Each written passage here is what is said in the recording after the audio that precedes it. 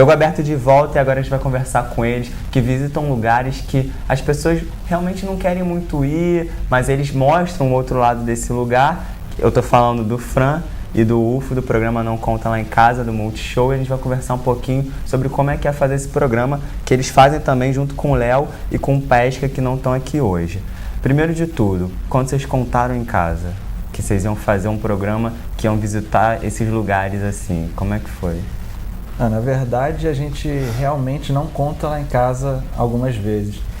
Ou então conta mais ou menos, assim. A primeira viagem que a gente fez com o programa foi para Mianmar. Então era um lugar que, a princípio, muita gente não sabia exatamente que tipo de perigo ou que tipo de problema tem nesse lugar, que na verdade é uma ditadura de décadas, super opressora no povo, e a gente queria ir lá justamente para ver como o povo vivia, como é que era a situação exatamente do lugar. Mas é um nome que não assustava tanto assim os pais, namoradas e tal, então a gente pôde contar relativamente tranquilo. Mas, por exemplo, no Iraque, quando a gente foi pro Iraque, a gente meio que simulou uma história mais tranquila do que era na verdade. Nosso próximo destino dispensa apresentações. O Iraque, de uma forma bem lamentável, é um país conhecido hoje no mundo todo. A Guerra do Golfo foi a primeira guerra que a minha geração presenciou. E antes disso, a expressão Irã-Iraque já trazia à mente cenas de conflitos, armas e morte. No caso do Iraque foi até engraçado, eu estava com a minha namorada em casa, eu falei para ela, não conta com meus pais. Ainda não estava certo que se a gente ia, porque estava com problema de visto, a gente estava querendo entrar no Iraque com visto de turista, então o meu visto do Fran foi negado no primeiro momento, e depois quando conseguiram, ela saiu falando para minha casa, falou, ele está indo para o Iraque. Aí meus pais falaram, não vai, conversou com meu tio, falou para não ir, mas a gente acabou indo. Nos outros países eu acho que foi muito tranquilo, assim, minha mãe sabe da minha paixão por viajar, por conhecer lugares diferentes, eu já fazia isso antes do programa, então meio que ela já estava acostumada. Né? Mas hoje já estão acostumados? Hoje eles entendem que eles sabem que a gente mesmo indo para lugares perigosos, a gente analisa os fatores de risco, quais são os fatores de risco, sempre vai existir, mas a gente sabe diminuir esses riscos e eles confiam na gente, na nossa capacidade de verificar o risco real e realmente...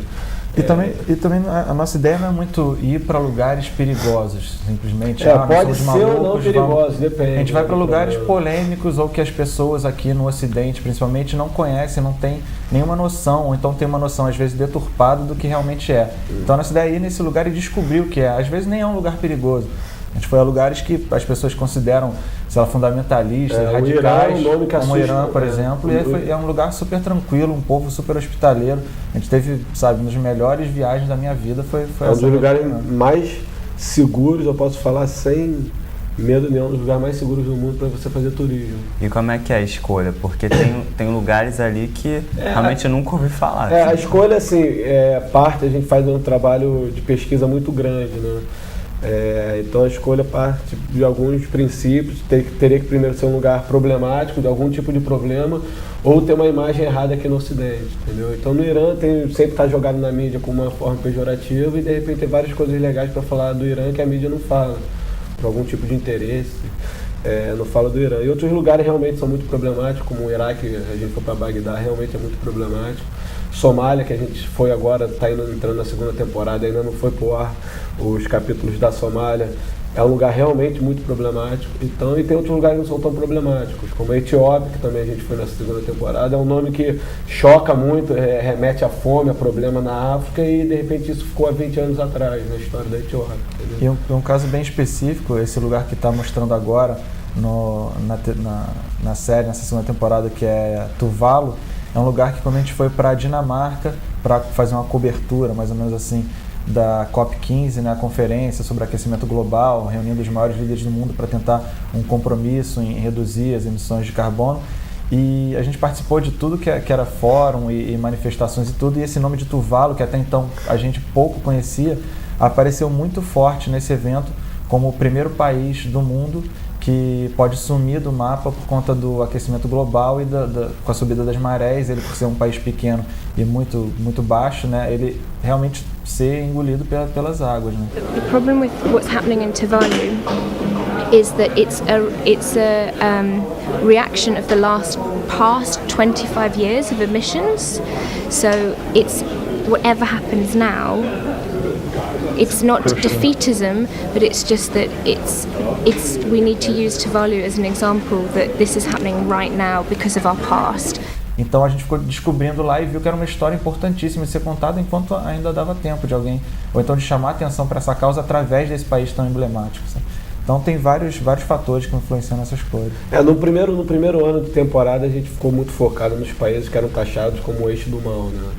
Um termo que os Estados Unidos criou para taxar alguns países que não eram alinhados com as políticas externas americanas.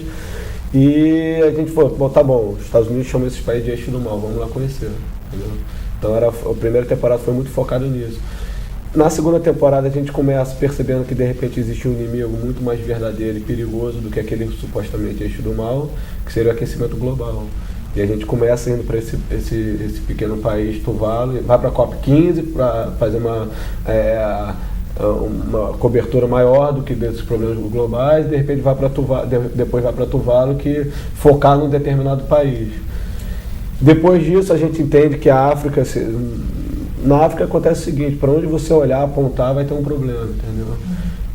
Então a gente percebeu que de repente não dava para cobrir a África inteira, escolheu o território mais problemático hoje da África, que é conhecido como Chifre da África, que é aquela região mais a leste da África.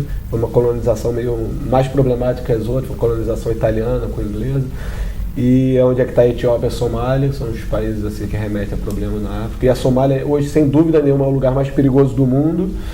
E está em guerra civil desde 91, então senhores de guerra brigando dentro da capital, então a gente identificou, e é pouco falado aqui, né? Então a gente identificou que seria um país interessante para mostrar. E depois disso a gente está indo para outros lugares, Afeganistão, Paquistão, que está na mídia com problema, aí a gente está indo para ver o que acontece. E como surgiu a ideia de fazer esse programa? Partiu de vocês? Partiu de um show? Como é que foi? A gente fez um documentário, o Indodoc, que o UFO, junto com o Elísio Tiúba, um outro amigo nosso que não está nesse projeto, o Bruno Pesca e o Léo, viajaram para a Indonésia logo depois do tsunami. E na volta eu já trabalhava com o Léo em algumas coisas de filme, produção de vídeo, e a gente editou esse filme, esse documentário, contando essa história. E a partir daí, depois que a gente fez o documentário, foi ao ar na televisão, em mais de um canal, foi muito bem recebido pela crítica, conseguiu uma certa exposição e deu uma certa relevância também para o que a gente estava fazendo. Então a gente, depois disso, ficou sempre na cabeça, vamos fazer uma sequência desse documentário, mas que lugar que a gente vai? Tem o Iraque, mas tem também Mianmar. Não eram muitas opções, infelizmente, né? Porque são países, às vezes, que estão em situações problemáticas há anos, sabe? Problemas sérios. A gente entrava num dilema, porque no documentário você aborda um país determinado, né? Então você faz um programa inteiro sobre aquele país, um documentário de 70, 80 minutos. E a gente, como o Indodoc foi muito impactante, teve um tema muito forte, que foi o caso do tsunami, num país que morreram 200 mil pessoas, a história era muito forte, a gente sempre ficou nesse dilema, que país ir para continuar fazendo uma história muito forte. Só que a gente, em determinado momento, percebeu que se a gente transformasse aquele modelo de documentário num programa de TV, a gente conseguiria abordar mais países e mais problemas e atingir um público maior do que um documentário consegue atingir, infelizmente. Então a gente modelou essa proposta do documentário para um programa de TV e entrou em contato com o Multishow. Mas é um projeto de nós quatro mesmo, e a gente que faz tudo, desde a pré-produção, escolha dos lugares, o roteiro, o texto, a edição, é tudo feito por nós quatro. A gente fez o projeto e a gente que executa também. Independente, né? A nossa produtora, nesse sentido, totalmente independente. E vocês chegaram a passar por alguma situação curiosa ou constrangedora? Imagino que sim, né? Não sei constrangedora, mas curiosa sim, nesses países, nessas viagens. O tempo todo a gente passa por situação curiosa. Constrangedora, não sei se... Teve uma constrangedora que eu já... Até do Pesca, a gente estava na Somália, Somaliland, uma região ao norte da Somália. E a Somália é muito islâmica, é um país islâmico. E pelo islamismo, de princípio, eles não bebem álcool, né? Não fazem uso de álcool, de bebida alcoólica. E a gente ia fazer uma viagem longa no dia seguinte, eu acho, 12 horas de viagem pelo deserto de carro. No dia anterior, no meio da feira onde a gente foi negociar o nosso carro, o Pesca virou e falou assim, não, mas eu tenho uma exigência. A gente estava rodeado por mais de 20, 30 pessoas. Aí eu olhei pro Pesca, a exigência, e falou, tem uma exigência. Isso falando para a pessoa que estava tratando com a gente. O cara, tá bom, qual é? O nosso motorista não pode beber essa noite. Aquilo foi você começava a ouvir assim, diversos pontos da feira, as pessoas falando, não. Aí eu falei, Pesca, eles não bebem, cara. Foi uma ofensa. Ele, caraca, esqueci isso. Infelizmente, nossa conversa acaba por aqui, estava muito boa. Vocês querem deixar algum recado para os telespectadores?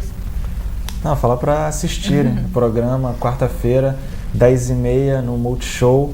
E as reprises, entra lá no site que eu não sei de cor ainda, mas tem reprises aí ao longo da semana e vale a pena ver. A gente se arrisca, mas é por uma boa causa. Tem uma mensagem também, assim, uma mensagem que... Não dá tempo mais, cara. Eu tenho uma mensagem assim, que já é uma coisa que já é da minha natureza, é a natureza de questionar. Falar para todo mundo que está assistindo o programa, para questionar sempre.